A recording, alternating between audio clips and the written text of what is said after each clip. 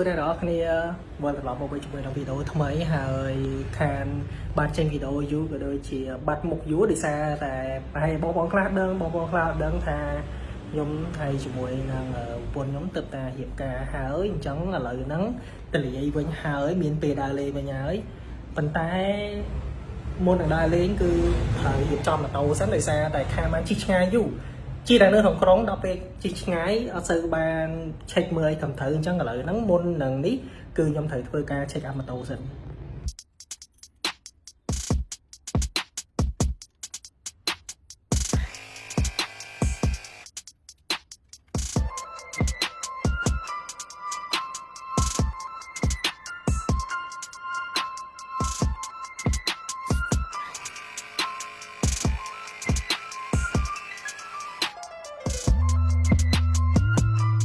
នេះគឺធ្វើការសបកង់ហើយអីអញ្ចឹង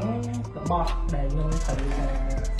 ដាក់សកូនៅក្នុងម៉ូតូហ្នឹងគឺទី1ប្រដាប់ប៉ាដោយសារម៉ូតូនេះវាអត់ប្រើពវៀនទេអញ្ចឹងយកប្រដាប់ប៉ាញុកដូចឡាហ្នឹងទៅគឺអាចជួយបានម៉ានេះដែរហើយដោយសារតែឥឡូវហ្នឹងគឺឃើញមានអាគេប៉ះអ៊ុតខាងក្នុងណាអញ្ចឹងអានេះអាចប្រដសនហើយចាំមកដល់វិញទៅចាំយើងយកគេប៉ះអ៊ុតខាងក្នុងទៅវាបានប្រសើរជាងនៅពេលយើងរត់លឿនហើយបន្តមកទៀតគឺនេះគឺមានសោអានេះសោតាំងមានគ្រប់លេខបងប្អូនអាចគ្រាន់ទិញតាមកន្លែងហាងសំណល់នឹងបានអញ្ចឹងអានេះវាជួយបានច្រើននៅពេលដែលរបស់យើងណាមួយវារៀងអត់ដូចទេយើងតែភ្លាមៗកុំឲ្យវាធ្លាក់ទៅតាមផ្លូវតន់អូខេឥឡូវហើយអស់ហើយចំពោះកន្លែងប្រព័ន្ធសុវត្ថិភាពជាពិសេសគឺសពកង់សពអីហ្នឹងអញ្ចឹងឥឡូវហ្នឹងអីវ៉ែបន្តទៀតហ្នឹងគឺត្រូវជូតសម្អាតម៉ូតូឲ្យស្អាតដើម្បីថ្ងៃស្អែកហ្នឹងគឺយើងចេញជិះទៅឲ្យវាឃើញកប់សេរីស្អាតហ្មង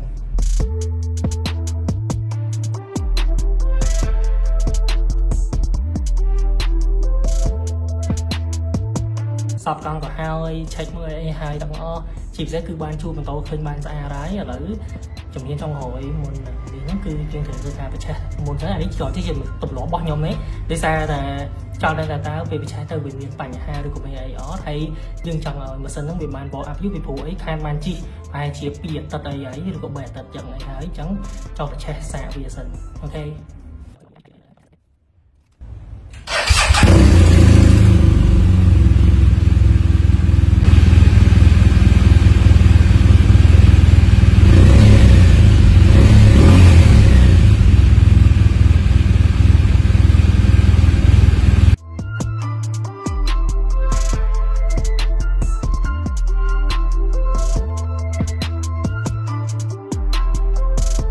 អូខេឥឡូវនេះមិញហ្នឹងបញ្ឆេះម៉ូតូហើយដោយសារតែខ្លាំងពេកចេះតែបានថតឥឡូវនេះហើយអញ្ចឹងចាំមើលថ្ងៃស្អែកត្រៀមយកមួយខ្លះចាំជួបគ្នាថ្ងៃស្អែកអរគ្នាអូខេឥឡូវនេះចូលមកដល់ថ្ងៃបន្ទាប់ទៀតថ្ងៃចេញទ្រីបហើយថ្ងៃនេះផងដែរគឺចេញទ្រីបទៅឯស្គុនដោយសារតែការចេញទ្រីបយូរអញ្ចឹងហើយមានតែយើងមកថ្មីថ្មោងអញ្ចឹងគឺយើងជីកផ្លូវណាដែលគិតថាវាមានសុវត្ថិភាពនៃងាយស្រួលហើយចិត្តសិនតែប៉ុន្តែស្គុនវាមិនមែនចិត្តប្រហែលទេក៏ប៉ុន្តែចំពោះការចេញទ្រីបការចេញអីនេះគឺស្គុនហ្នឹងហើយដែលជាទីតាំងមួយដែលល្អសម្រាប់ធ្វើការអ្នកចេញម្លែកជូនអ្នកដែលគាត់តែចេញជិះដំបងម៉ាស៊ីនធំ400 500 600នេះគឺអាចតេស្តផ្លូវហ្នឹងសិនក៏បានដែរភាសាផ្លូវហ្នឹងវាស្រួលជីវវាមានរនាំងបានមិនមានអីហើយឥឡូវនេះដូចរូបភាពហ្នឹងគឺដល់ទូតប្រាំងកាត់ផ្លាច់មកដល់ស្ពានជួយច្បារកាត់ផ្លាច់មកដល់ទៀតមកដល់គល់ស្ពានវងមូលជួយច្បារឥឡូវហ្នឹងគឺជីកទៅហ្នឹងគឺជីកដើម្បីធ្វើការចាក់សាំងសិនដោយសារសាំងសល់3កាំដូចជានៅសល់180ឬក៏200គីឡូស្ដើងនេះអញ្ចឹងឥឡូវហ្នឹងគឺត្រូវតែបន្ថែមសាំងហើយដើម្បីកុំឲ្យវារកដាក់តាមផ្លូវកុំឲ្យស្ទើសាំងស្ទើអីហើយជីកទៅក៏វាមានអារម្មណ៍ថាស្រួលសាំងការពីថ្ងៃដែលខ្ញុំចាក់ហ្នឹងដូចជាសាំងធម្មតាដូចជា1លីត្រ3650បើសិនខ្ញុំចាំអត់ច្រឡំទេឥឡូវនេះដល់ការតិចនៅជួយច្បារហើយធ្វើការចាក់ដល់10លីត្រទេដោយសារតែទី1គឺយើងធ្វើដំណើរធ្វើស្គុននេះយើងមិនចាំបាច់ចាក់វែងពេកទេដោយសារចាក់ច្រើនមកផ្ទះវិញសល់យើងទុកក្នុងផ្ទះ ម៉ូតូមានសាំងឬក៏ឡានមានសាំងពេញនៅក្នុងផ្ទះក៏វាមិនសូវល្អដែរអញ្ចឹងធ្វើការចាក់មកល្មមដើម្បីជិះទៅហើយឥឡូវចាក់ហើយគឺចាប់ផ្ដើមប្រុចទៅឯស្គូនហើយអត់មានឈប់ទីណាទីណីទីនងទីណាំងអីទៀតទេគឺទៅតែរត់តែម្ដងដោយសារតែមិនចាំដូចជាឥឡូវហ្នឹងម៉ោងដូចជា8ជាងហើយអញ្ចឹងដល់ម៉ោងកាហ្វេក៏កាហ្វេដល់ម៉ោងបាយក៏បាយកាទៀវអីហ្នឹងគឺពេញបបហើយម៉ោងស្មាននេះកំពុងតែ clear ហើយក៏ប៉ុន្តែទោះបីជា clear យ៉ាងណាក៏ដោយក៏យើងជិះទៅតាមស្មូតដែរហើយអ្វីដែលក៏សំខាន់គឺការពីថ្ងៃអាទិត្យហ្នឹង trip ហ្នឹងចេញថ្ងៃអាទិត្យអញ្ចឹងមានអារម្មណ៍ថាផ្លូវវាដូចជាស្ងាត់ដែរមិនស្ងាត់ណាស់ក៏ប៉ុន្តែមានអារម្មណ៍ថាងាយស្រួលក្នុងការជិះដោយសារតែថ្ងៃហ្នឹងដូចជាមានអត់ចំថ្ងៃឈប់សម្រាកអីនេះទេអញ្ចឹងបងប្អូនយើងទាំងអស់គ្នាហ្នឹងក៏មិនសូវបានចេញទៅណាដែរប្រហែលជាអ្នកខ្លះអាចនៅផ្ទះអ្នកខ្លះអាចទៅដើរលេងចិត្តហ្នឹងអញ្ចឹងមានតែថាពួកខ្ញុំនេះទេដែលមកបែកគឺដាក់មកទៅហឹងណាទៅស្គុនក៏តែអត់អីទេ trip ក្រោយទៀតចាប់ដើមយ៉ាងទៅឆ្ងាយពីព្រោះអីមកជីនេះហ្នឹងដូចថាមនុស្សបាត់បង់ជាគុណច្រើនណាក៏ប៉ុន្តែដល់ពេលបានជីឡើងវិញទៅដូចរៀងចង់រំលឹកជាគុណឡើងវិញទៅដូចរៀងចង់ស្ទះដែរពេលជីដំបងចេញពីផ្ទះត្រាក់ហ្នឹងរៀងចង់ភ័យដែរព្រោះខានជីហើយសំខាន់ដឹកគ្នាទៀតដឹកប្រពន្ធនៅពីក្រោយទៀតអញ្ចឹងគឺរៀងភ័យដែរតែដល់ពេលបានជីប្រហែលជា20-30គីឡូទៅមានអារម្មណ៍ថាម៉ូតូយើងហ្នឹងគឺវាចូលជាតិមួយគ្នាវិញវាអត់ចេញពីគ្នាជីមួយថ្ងៃấyគឺអត់តន់ហួសទេអត់តន់ហួសពីជ្រោយចង្វាឆ្ងាយហ្មងទេដោយសារតែពីផ្ទះខ្ញុំមកជ្រោយចង្វាហ្នឹងវាឆ្ងាយដែរអញ្ចឹងជីទៅរៀងចង់ហត់ដែរមកដល់ជ្រោយចង្វាតែថ្ងៃហ្នឹងវាសំណាងត្រង់ថាមេឃអាកាសធាតុអីវាដូចជាមានថ្ងៃមានអីដែរក៏ប៉ុន្តែនៅពេលដែលជីទៅវាមានខ្យល់ត្រជាក់អញ្ចឹងវាអំណោយផលមែនតើអត់ភ័យក្នុងការគេហៅថាបែកញើសឬក៏ហប់ហើយណាទៀតtrip ជើងនេះគឺខ្ញុំសាកកៅអៅថ្មីខ្ញុំទិញពីថៅប៉ៅមក Fat Her ដូចជាមួយឈុតវា270 280មកទេខ្ញុំភ្លេចបាត់ហើយក៏ប៉ុន្តែវាមើលទៅវាហាក់ដូចជាមានការ protect គ្រប់គ្រាន់ធ្ងន់ល្អមានair flow កន្លែងបើកបិទអីដូចគេដែរចឹងដែរអញ្ចឹងមានអារម្មណ៍ថាពេលជិះទៅគឺមានខ្យល់មានអីល្អរបស់គេដែរឥឡូវជីបន្ទាប់មកទៀតហ្នឹងគឺជីមកខ្វាច់ទៅកាត់ផ្លាប់មកដល់ស្ពានព្រែកតម្រាក់ជីមកសទុះដែរបណ្ដោយពីព្រោះឲ្យរៀនជីលឿនដែរខានជីយូអញ្ចឹងវិជាគុណវាយ៉ាងបាត់បង់អញ្ចឹងយើងត្រូវការនេះឡើងវិញតែទោះបីជាវិជាគុណមកវិញមិនក៏ដោយក៏អត់ជីលឿនដែរគឺជីមកល្មមជាមួយនឹងលបឿនដែលយើងគិតថាយើងអាចគ្រប់គ្រងបានហើយឥឡូវនេះគឺដល់កន្លែងស្ពានព្រែកតម្រាក់ហ្នឹងនិយាយគេលក់របស់ញ៉ាំអីច្រើនដែរតើឃើញឃ្លានដែរតែអត់ហ៊ានចាំទុកពោះញ៉ាំអីនៅស្គូនវិញព្រោះគុំកាហ្វេស្គូនកាទៀវអីហ្នឹងណាពីព្រោះគិតថាគេបាយកាទៀវកាហ្វេនៅពេញហ្នឹងវាដូចស្ទើរជាតិអីចឹងណាអញ្ចឹងចង់ស្គាល់រីជាថ្មីហើយណាមួយទៀតដែរចង់ឲ្យចេញស្លាមុខស្លាមាត់ផងពីព្រោះមុនការអីហ្នឹងយើងអត់បានចេញ trip ទេដោយសារកុំឲ្យឪពុកម្ដាយគាត់បារម្ភបងប្អូនឯងគាត់បារម្ភអញ្ចឹងណាអញ្ចឹងយើងដើម្បីពេលថា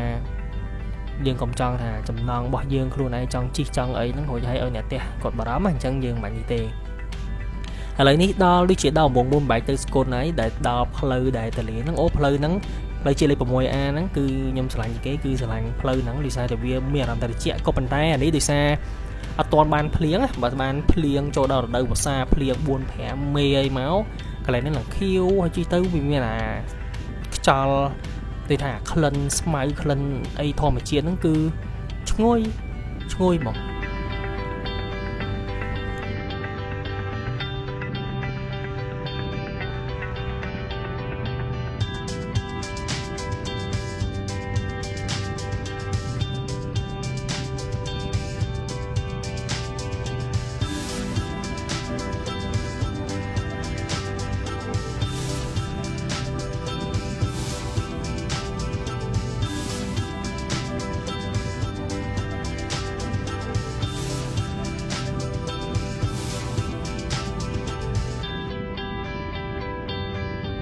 ហើយបន្តមក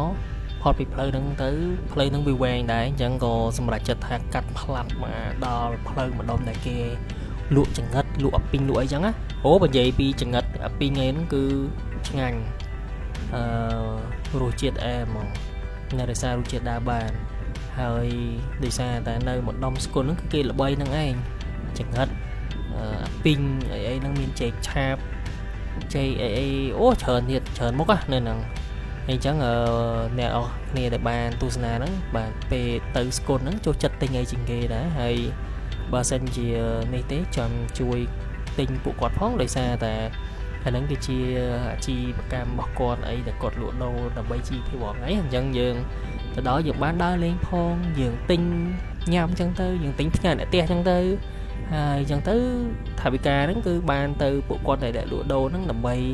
យកសម្រាប់ប្រើប្រាស់ប្រចាំថ្ងៃរបស់គាត់ដូចជាម្ហូបអាហារអីចឹងទៅអញ្ចឹងយើងបានទាំងដើរលេងសប្បាយយើងបានទាំងជួយបងប្អូនប្រជាពលរដ្ឋប្រជាជននៅហ្នឹងហើយយើងបានបនទៀតអាហ្នឹងបនមិនចាំបាច់ទៅធ្វើអីធំដុំទេអស់នេះយើងជួយទិញតិចតួចអញ្ចឹងទៅអូពួកគាត់សប្បាយចិត្តណាស់តិចក្តីច្រើនក្តីក៏ដោយឥឡូវដូចរៀងចាប់ផ្ដើមតែលបឿនហើយដោយសារចង់ភ្លេចអញ្ចឹងទៅក៏ជិះរ៉ាក់ពីក្រោយឡើងទឹកដីអញ្ចឹងទៅអាម៉ូតូពួក GS នេះគឺតែជិះរៀងរ៉ាក់ហ្នឹងវាដូចអត់តន់ចិត្តវាដូចជិះទៅអត់ស្រួលអាហ្នឹងបានតែយើងជិះរៀងគួរសមតិចទៅបានយើងងាយស្រួលក្នុងការជិះអញ្ចឹងឥឡូវជិះតែដើម្បីចាំបាត់ចូលពីព្រោះកន្លែងតែហួសគឺហួសហើយអត់មានលេងរកស៊ីវាយបកក្រោយវិញទេអូខេឥឡូវដល់ល្មមនេះដល់កន្លែងដែលញ៉ាំអីហ្នឹងដែលភាគច្រើនគឺអ្នកដែលគាត់ជិះម៉ូតូជិះអីហ្នឹងគឺស្គាល់ហើយកន្លែងកាទៀវហ្នឹងកាហ្វេអីហ្នឹងកាទៀវរសជាតិឆ្ងាញ់ទទួលយកបានកាហ្វេក៏រសជាតិឆ្ងាញ់ទទួលយកបានដែរហើយកន្លែងនេះគឺខ្ញុំឈប់ដើម្បីឲ្យប្រពន្ធគាត់ចុះសិនដោយសារបើសិនជា U-turn នៅផ្លូវគ្រូខាងមុខហ្នឹងអាចហ្នឹងណាចាប់កែបអស់គ្នាលើកលាន់លើហើយចេញទៅ2025លើកទី1ជិះមួយគ្នាផ្លូវឆ្ងាយលើកទី3ហើយក៏ប៉ុន្តែក្នុងនាមជាប្តីប្រពន្ធលើកទី1ហេអញ្ចឹងអត់ចង់ឲ្យមានអនុស្សាវរីយ៍លើកម៉ូតូលើកអីអញ្ចឹងណារឿងលើកម៉ូតូអីវាអត់អីទេក៏ប៉ុន្តែខ្វះប្រិយមិត្តអូក៏ជិះចូលមកគេមើលឡើងពេញភូមិថាដួលឬក៏អារម្មណ៍ម៉ូតូហ្នឹងខ្មាស់គេទៀតកន្លែងនេះយើងចង់ភ័យដែរតែអីវិញអូជិះមកបកាត់ខ្វាច់ស៊ីគូត Mazda គេលើអាកូនអត់អីវិញណាយើងដាក់កន្លែងតិចហ្នឹងទៅជិះពួកនេះវាស្រួលម្យ៉ាងក៏ប៉ុន្តែនៅពេលដែលយើងទៅញ៉ាំអីវាពិបាកយើងត្រូវការទុកដាក់ឲ្យស្រួលដាក់វាតិចជាពិសេសហ្នឹងយើងគិតថាតើដាក់កន្លែងណាដែលយើងងាយស្រួលចេញបាទដូចខ្ញុំដាក់អញ្ចឹងគឺយកក្បាលចេញឲ្យហើយមកពេលដែលយើងញ៉ាំហើយពាក់មួកឡើងផ្លាត់មួវូហោះស្ទុយអញ្ចឹងឥឡូវនេះគឺចុះពីលើម៉ូតូដើម្បីរៀបចំដកទូរស័ព្ទដកអីចេញបិទម៉ូតូដកស្រោមដៃពាក់វ៉ែនតាអូច្រើនមុខជិះពួកអាម៉ូតូនេះគឺរៀងក្បូរក្បាច់បន្តិចត្រូវអាវផងមួកផងអីផងក៏ប៉ុន្តែអ្នកនរនេះសុខចិត្តហត់តិចទៅតែអាហ្នឹងសុវត្ថិភាពរបស់យើងឯងហើយឥឡូវនេះបងដើររតុកញ៉ាំតុកនោះវែងពេកតុកនោះចង់មកភូមិអញ្ចឹងអត់ញ៉ាំទេអត់អង្គុយទេមិនអត់ញ៉ាំទេឥឡូវទៅទៀតដល់តុកនេះទៅប៉ិតស្រឡាញ់កន្លែងហឹងនោះតែអ៊ំគាត់អង្គុយនៅហ្នឹងអីអញ្ចឹងអង្គុយនេះសិនទៅដោះមួកខ្វាច់មក order គេកាទៀវធម្មតា2ចានអាយឡាតេស្ករចិត្ត1 hot latte អត់ស្ករ1ជាតិដេកហើយបន្ទាប់មកកាត់ផ្លាប់ដល់កន្លែងទិញអាពីងនៅពេញរៀងស្ទើរតែប៉ុណ្ណេះឆ្ងាញ់ដូចគ្នាណាគាត់ថាយើងមកដល់នេះចឹងទៅយើងទិញរបស់ប្រចាំតំបន់គេចឹងណាយើងចង់ដឹងថារសជាតិគេនៅហ្នឹងមិនតែរសជាតិឆ្ងាញ់តាហើយពេលដែលយើងជួយទិញអីចឹងទៅពួកគាត់សប្បាយចិត្តអីចឹងណា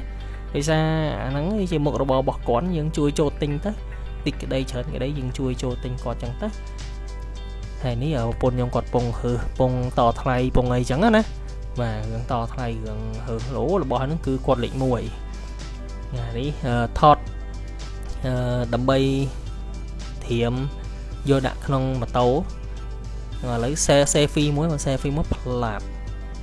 អត់មានឃើញទេអូឥឡូវគេថតម៉ូតូអួតមែនអួតម៉ូតូមែនឥឡូវថតមួយទៀតមកផ្លាប់ហ ok lấy đi chia hai thì em luôn bạc thùng mà tấu đã thùng mau bay nữa cứ tha tinh là bỏ hay chở những cái con bàn tay đọc bên ngày nó cứ ban ta bay một đấy ban là pin mà thăng ban chẳng ngật mà thăng hay ban ấy kia mùi tía nó đôi nùm so mấy thế năng ta ta hai mà cho thấy còn thấy vì hùng chân đôi kia chân nhỏ này là đấng chui phẹp không rơi đang mua đá để thoát tắc khứ còi bị thưa ca tinh chẳng rất pin rủi ro lại có thưa đầm ná trả chó từ ai kê hạt than mình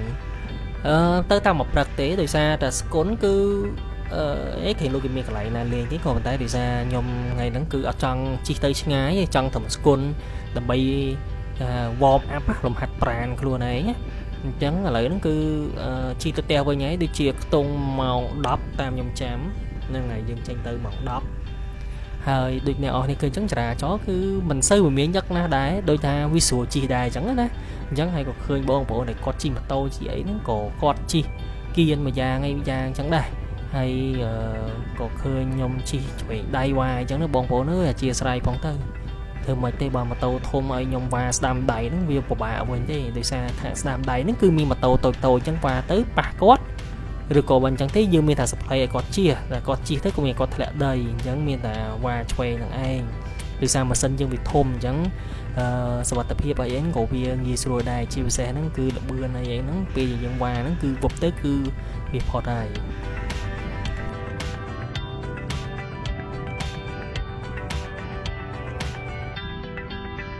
hai một đo cái này ní đôi chia miền chuột mình chỉ accident tại đôi chỉ lăn trong cột bay con và cột bay con là về chẳng tới cái này nó hiện ngèm ngàm tí vậy tới chi bùa chị em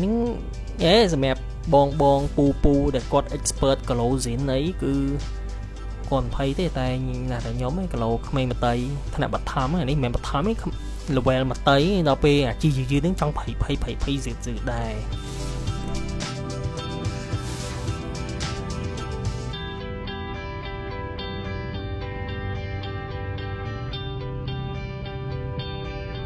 ô hai chi ní cứ khơi bon chi adv này ní ơi mày đây con mối cọt ba chi lỗ mình tên cọt chi kia hay cọt chi mới tới nâng thân lỗ đai đài chi plei ní ở sới khơi bon rider mà tàu thôm mà đấy plei chuyện lịch bồng à ní to ta đôi thầyอย่างตัว main event nàyហ្នឹងណាបានរៀងសម្បូរតែបើទៅជំនាញខាងកពតកែបអីអូអាសាឃើញជីទៅកាត់ទៅមុខទៅក្រោយគ្នាហ្នឹងជីទៅជួបអាសាជួបហើយសบายយ៉ាងដែរនិយាយទៅអ្នកជិះម៉ូតូគ្មានអីកាពីពេលចេញ trip ចេញឯទៅឃើញអ្នកជិះម៉ូតូគ្នាអីទៅបក់ដៃអូសบายតែសួរតែស្គាល់នេះអត់ដែរស្គាល់គ្នាក៏ប៉ុន្តែគាត់ថាជាតិជាមនុស្សដែលស្រឡាញ់តូចក្រឹសជាតិយន្តណាអញ្ចឹងយើង say hello ឯគ្នាអញ្ចឹងទៅស្រឡាញ់គ្នាអញ្ចឹងទៅហើយថាមិនត្រូវដែរភពលោកទូចដែរគេលោថ្ងៃណាមួយយើងទៅមិត្តភក្តិគ្នាក៏ថាបានឥឡូវនេះដល់កន្លែងនេះចាំសម្ដីប្រពន្ធខ្ញុំគាត់ថាមកវិញដូចជិះលឿនតែប៉ិតលឿនហ្នឹងវាត្រូវហើយដោយសារការដល់ពេលយើងទៅនេះឃ្លានមកបាយដាច់កាហ្វេអញ្ចឹងទៅចិនតឹងការដល់តែដល់ពេលហើយអស់ទៅផ្ទះវិញទៅមានខ្វល់អីចែដល់ហើយអញ្ចឹងពេលជិះទៅមកផ្លែឆាប់ដល់ហើយឃើញថាថ្ងៃនេះគឺជិះទៅអត់ដូចជាអត់មានអីនេះទេគឺសុខភាពសុខសប្បាយទាំងអស់គ្នាអ្នកជប់ស្តុបចឹងទៅអ្នកដែលត្រូវបត់គាត់ចាំបត់អីចឹងទៅអញ្ចឹងឃើញថាគ្រប់ច្បាប់ចរាចរណ៍បានល្អមែនតើហើយដូចអ្នកអស់នេះឃើញអញ្ចឹងនៅពេលដែលខ្ញុំវ៉ាឲ្យមិនមែននៅកាងខាងឆ្វេងដៃហ្នឹងទេគឺចូលស្ដាំវិញហើយដើម្បីឃើញលោមានបងណាដែលគាត់លឿនជាងយើងទៅឲ្យគាត់នេះតាមដំណើរខាងកុយគាត់វ៉ាឆ្វេងដៃជាងចឹងទៅអញ្ចឹងគឺមិនមែនម៉ៅដាច់លីងខាងឆ្វេងហ្នឹងទេយើងចែកគ្នាជិះទៅហ្នឹងផ្លូវរបស់យើងទាំងអស់គ្នា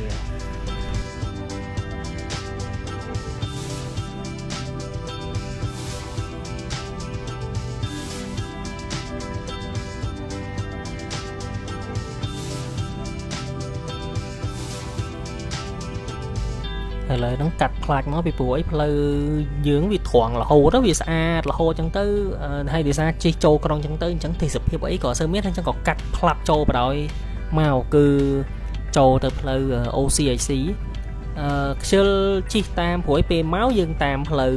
ជ្រោយច្វានឹងត្រង់រហូតហើយអញ្ចឹងមកវិញកុំឲ្យថែងជិះផ្លូវដដែលកុំឲ្យហៅថាជាប់ដានកង់អញ្ចឹងយើងដូរមកជិះផ្លូវនេះទៅវាស្លាស់ស្រួលដែរថ្ងៃនេះហើយដូចអ្នកគ្នាមើលឃើញមេឃអញ្ចឹងវាមេឃនេះវារៀងដូចថាមិនភ្លៀងតែវារៀងចង់សតុំបន្តិចអញ្ចឹងទៅតែអត់ភ្លៀងទេភ័យទេថាខ្លាចភ្លៀងខ្ជិលជោកអាវជោកអីព្រោះថ្ងៃហ្នឹងសម្ពោធអាវថ្មីផងជិះទៅភ្លៀងច្រាច់បដ ாய் ហើយខ្ជិលលៀងម៉ូតូខ្ជិលអីទៀតអូខ្ជិលមកចប់ចង់ជិះម៉ូតូតែរៀងចង់ខ្ជិលដែរពេលខ្លះតែមិនអីទេឥឡូវហ្នឹងមិនសូវហ៊ានចង់ខ្ជិលដែរដោយសារតែខ្ជិលគឺម៉ូតូគិតឃើញហ៎គាត់តែមកដល់ផ្ទះភ្លាមលៀងខ្វាច់លៀងទឹកឲ្យតែស្អាតទៅជូតទៅហូនចូលផ្ទះទៅគ្របទុកទៀតចឹងទៅស្អែកឡើងធ្វើសំណងធម្មតាហើយឥឡូវនេះវីដេអូក៏ចប់ត្រឹមប៉ុណ្្នឹងដែរអត់មានអីនេះទេគ្រាន់តែជិះម៉ូតូហូបកាទៀវផឹកកាហ្វេទិញចង្អិតទិញពីងជិះមកផ្ទះវិញហើយតែវីដេអូក្រោយៗទៀតនឹងទៅកន្លែងផ្សេងទៀតគេលោកបានទេសភាពអីល្អស្អាតជាងនឹងចឹងអរគុណអ្នកនរគ្នាសម្រាប់ការទស្សនាតាំងពីដើមរហូតដល់ចប់វីដេអូនេះរៀងវែងដែរតែខានចេញយូរដាក់មកវែងចឹងបណ្ដោយទៅហើយចឹងសង្ឃឹមជួបអ្នកនរគ្នានៅវីដេអូក្រោយទៀតនៅដំណើរកម្សាន្តផ្សេងនៅក្នុងប្រទេសយើងហើយ yeah see you guys in the next video bye